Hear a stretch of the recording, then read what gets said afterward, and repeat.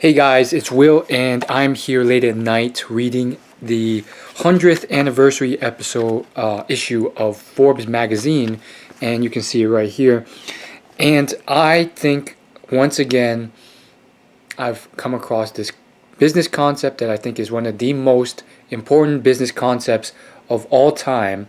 It's something that I keep running into, and yet no one really emphasizes or talks about, save for people who are billionaires and really successful. Like if you look at the entrepreneurship, the startup world, no one really ever mentions this phrase, this concept, this idea at all. If they do, it's very colloquially, it's very quickly, it's usually in the middle of a really long conversation or interview, and it just isn't given the emphasis it deserves. Yet it is clearly one of the most important aspects of business, especially as you grow larger.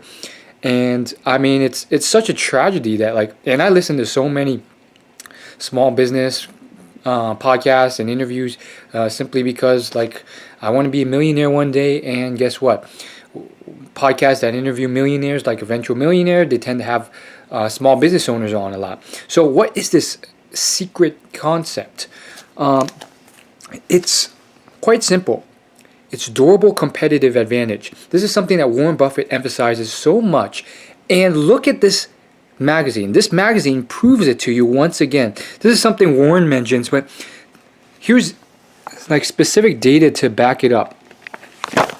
So what we got here are, Forbes has done this for us, which is incredible. Thank you, Forbes.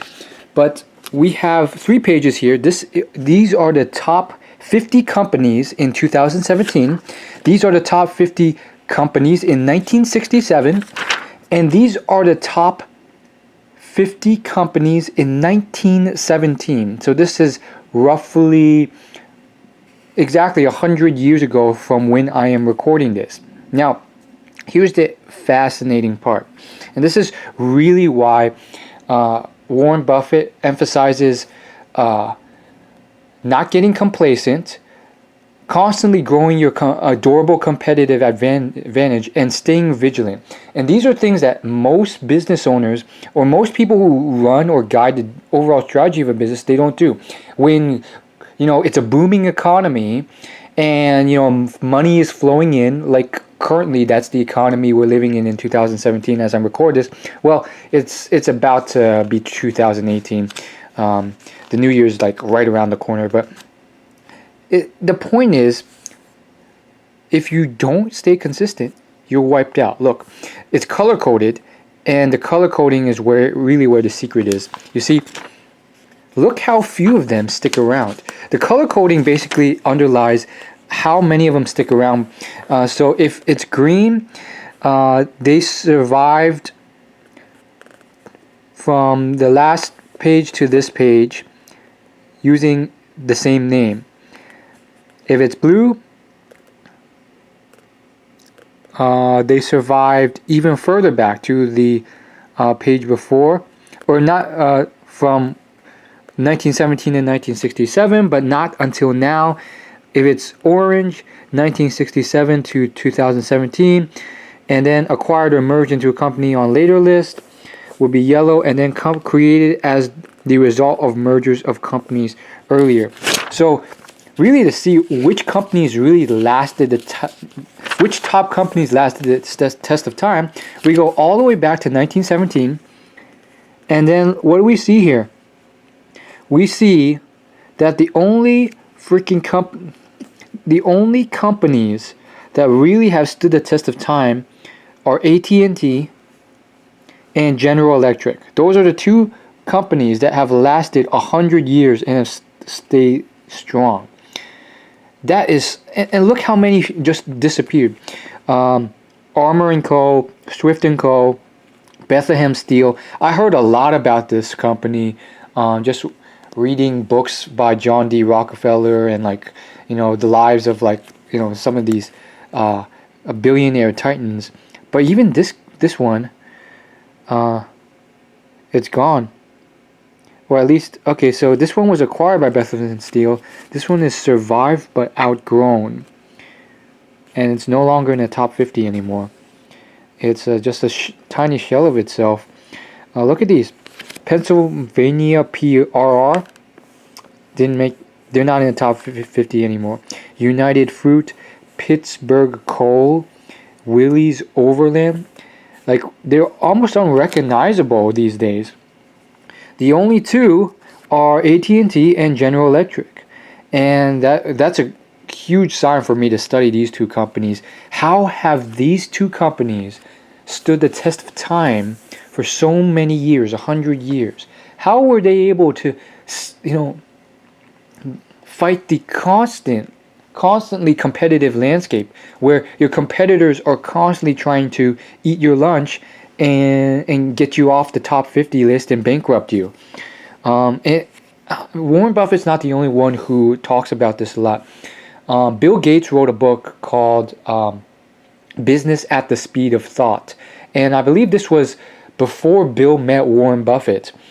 And in the book, there's this one sentence that I still remember to this day. I forgot most of the book because it was like really dry and boring. It really didn't have much to do about... it was more of like a management book, which I don't really care about management success right now. But the sentence was,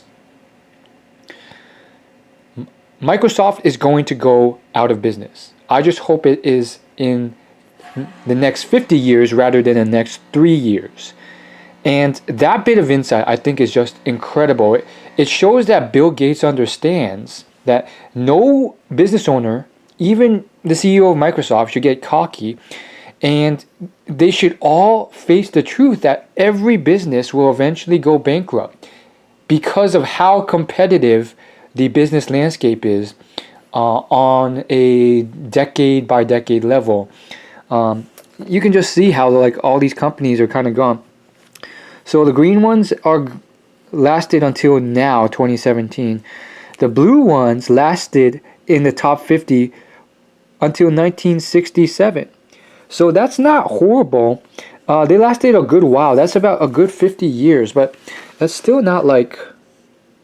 I mean, they lasted 50 years, but then they disappeared.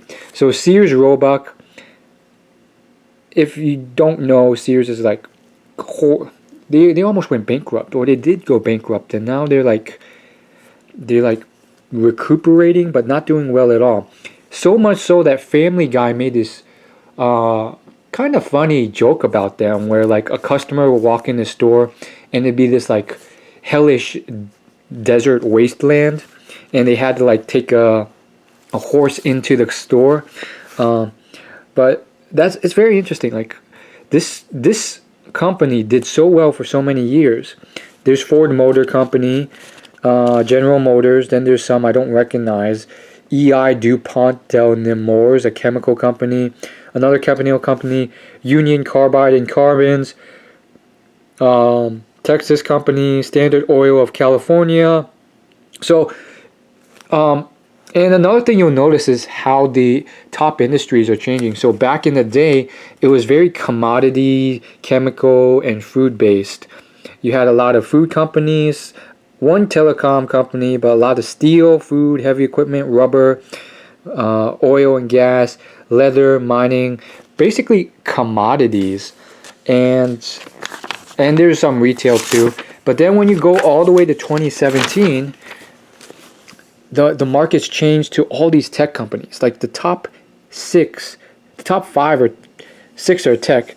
There's Warren Buffett's company, a very unique player in the game.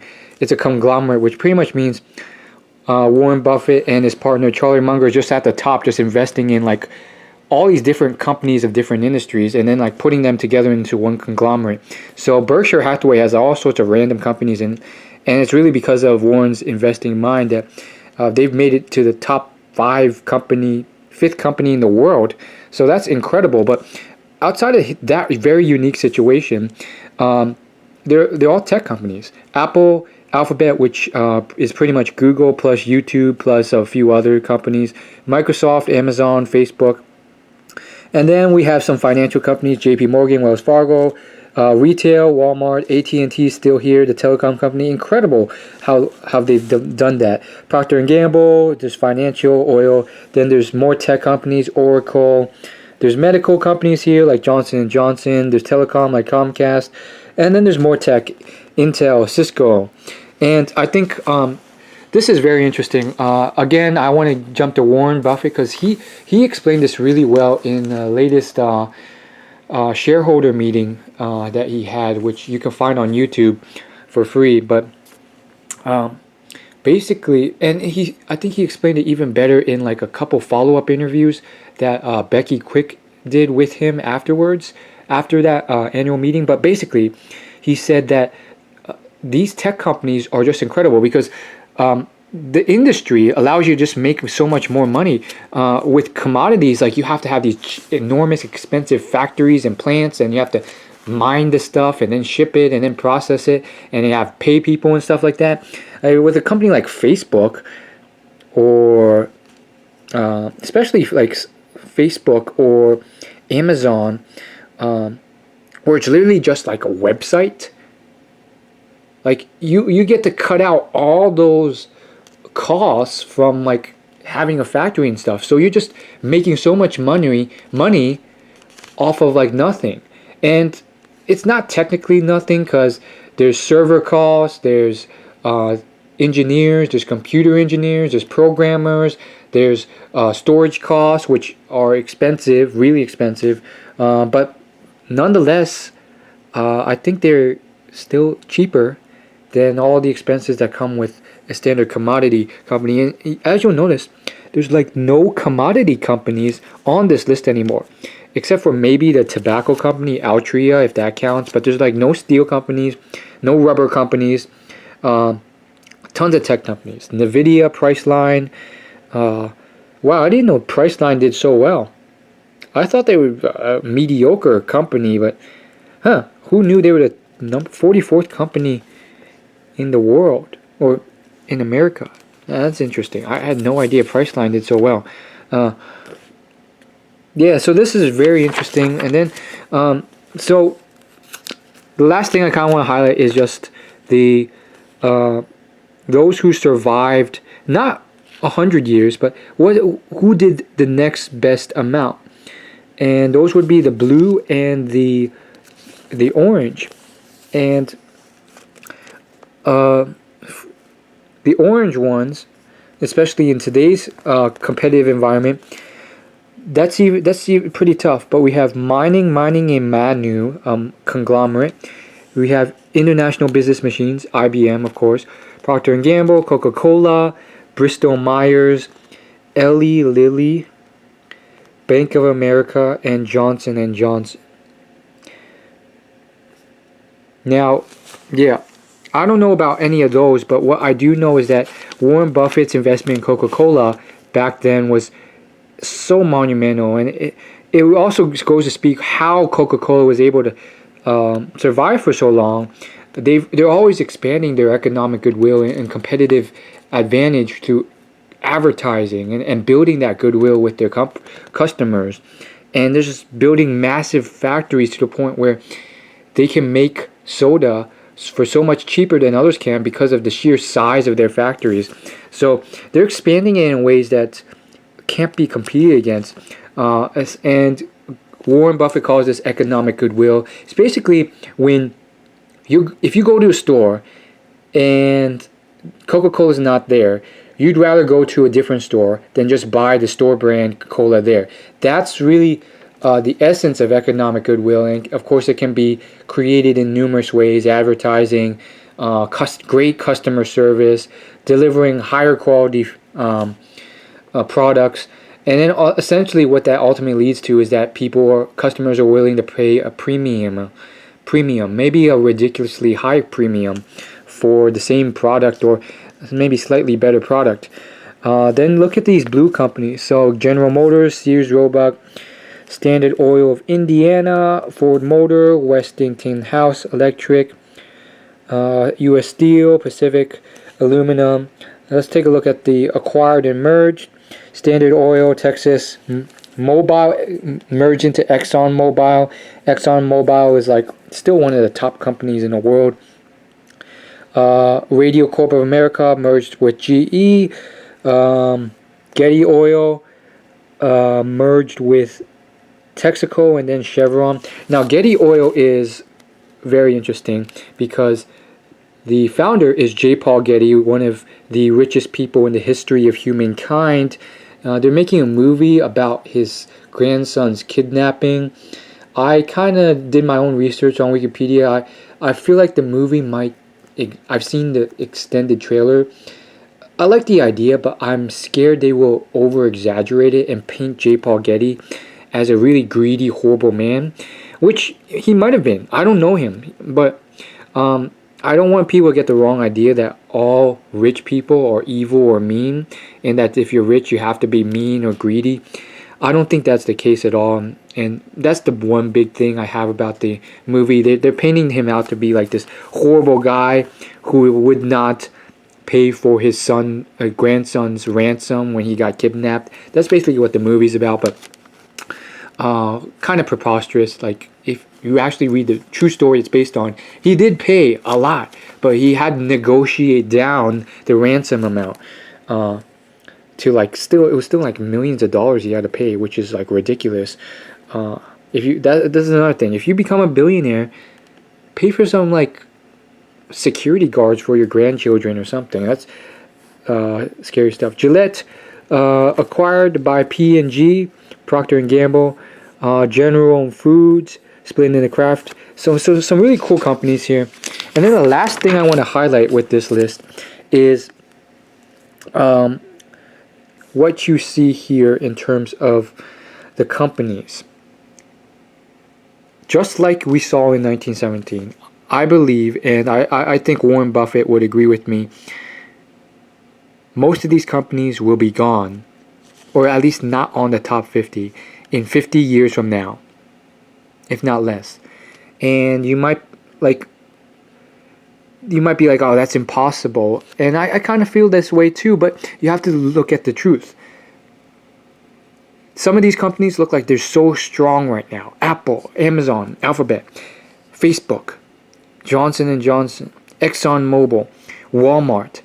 And you might be saying, how could they possibly ever leave this list? And I think that is why most people get complacent. That is why most people are not vigilant. That is why people don't care as much about expanding the durable competitive advantage of your company when you're ahead or when you're behind constantly. And the reason is because in the moment, in the present, it seems like you're invincible. It seems like you can do no wrong. And I'm sure there's some CEO of one of these companies who consciously or unconsciously is thinking that more than he should right now. And that lack of vigilance and that complacency will drop him from this list. And, I'm not saying that, it's completely his fault if it happens. There's a lot of factors out of your control. The sheer competitiveness, the sheer ingenuity of your competitors, that can do it too. The founder of Walmart, Sam Walton, he's a great example of this guy who had like nothing, no money, and he somehow beat this giant beast, which was Sears plus some other big competitors, Kmart and Target, which had so much money, and they had all the backing of all the distributors and everything else, and this little guy from Bentonville, Arkansas, just destroyed them and demolished them through the ingenuity that and craftiness and agileness that he had. So that's the wonderful world of business for you. I want to thank Warren Buffett for turning me on to this beautiful world, because otherwise I would probably not be enjoying this life of mine as much. I'd be doing something, at least right now. I may have still stumbled across this eventually, but thank you, Warren Buffett. Thank you, Alphabet, for creating YouTube or acquiring YouTube so that I could stumble across Warren Buffett. And that's all I gotta say. Hit that subscribe button. Peace.